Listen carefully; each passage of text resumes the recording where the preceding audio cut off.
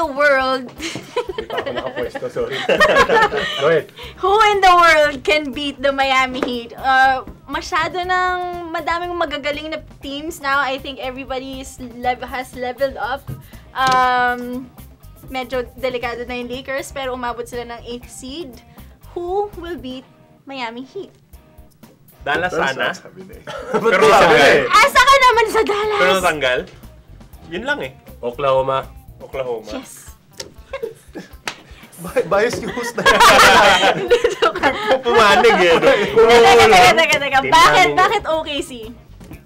Well, nakapasok na sila almost last year. So I guess, Yung experience na, no? yung experience na yun. Naka-experience na ng finals. Kahit walang James Harden. Ba walang Harden na Kaya nga this mas year? maganda yung laro, wala si Harden. Nabawasan yung titira eh. Well, sa bagay. Tsaka kayang-kaya ni Durant yun eh. Actually, kahit siya lang mag-isa dun. Hindi naman. Nandiyan pa si Hindi ako kahit team ko yun, hindi ako papayag. Westbrook nandyan eh. Seryoso? OKC? I think it's their time, no? Yeah. Pero,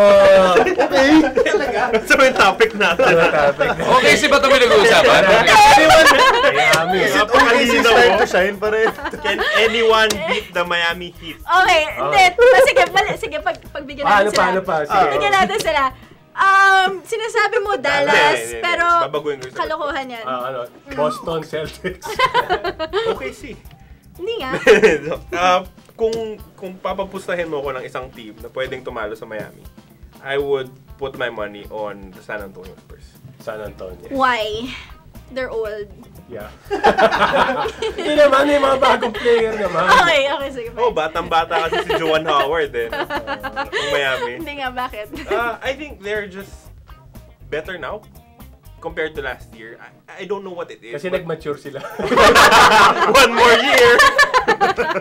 Si Duncan, ibang klase yung nilalaro eh. Hindi, actually, parang hirap. Gugulat nga. Batang-bata si Duncan. Hindi na nga all-star. Huwag mo lang tingnan tumakbo. Ayun lang talaga. Pero Pag nakatawid na, tsaka mo na lang panoorin. Huwag mo na panoorin tumawid. Ako if there's one team, San Antonio. Alam mo, San Antonio is one team na sobrang boring panoorin, but they're so effective. Hindi, sige, boring sila bago makatapak ng half-court line. Kasi bababa lang sila. Kasi naglalakad na lang sila sa sobrang sigurong pagod na nila. Nanonood ka pa ba Spurs? Tony Parker. Although si Parker medyo nasa alanganin siya ngayon. Nasa alanganin siya niya. Si Manu, hindi pa naglalaro. Oo, si Manu wala pa rin. Actually, si Mano, kung nagpakalbo na lang siya, maganda panoorin. Kasi nakikitang may spot siya. Parang talaga ang tanda nitong team na. Diba?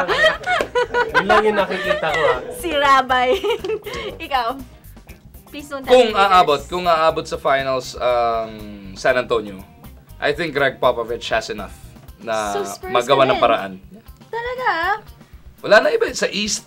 Sa East ka, sino sisilat sa East? New York. Chicago, New York, di ba? Chicago to eh. Chicago. Hindi, wala na si Rose. May silat eh. Isang taon na. Ganda nga game. Mas muna nga si Kobe bumalik kay Rose eh.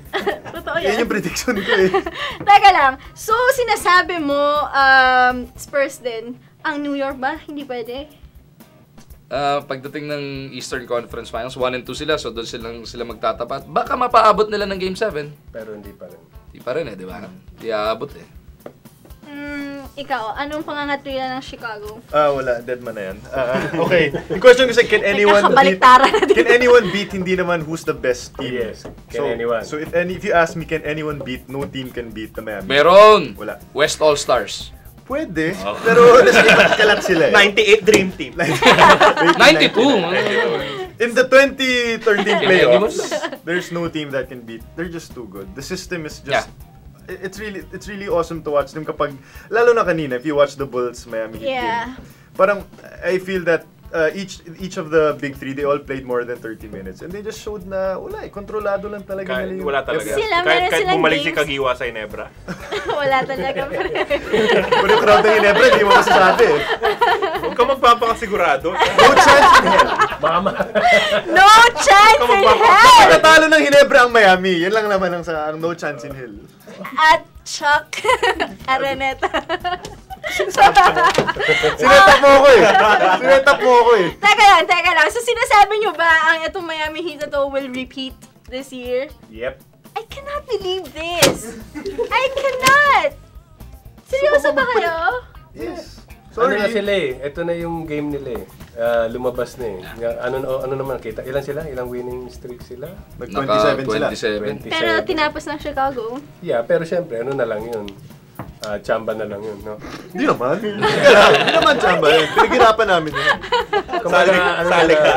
Kasali ka ba doon? So talaga, Miami Heat wins Saka another sinabi one ni this Lebron, year. di ba? 7. Kukuha niya 7 straight. 7 state championships. I doubt that. Okay, see. Okay, see. Ayun na.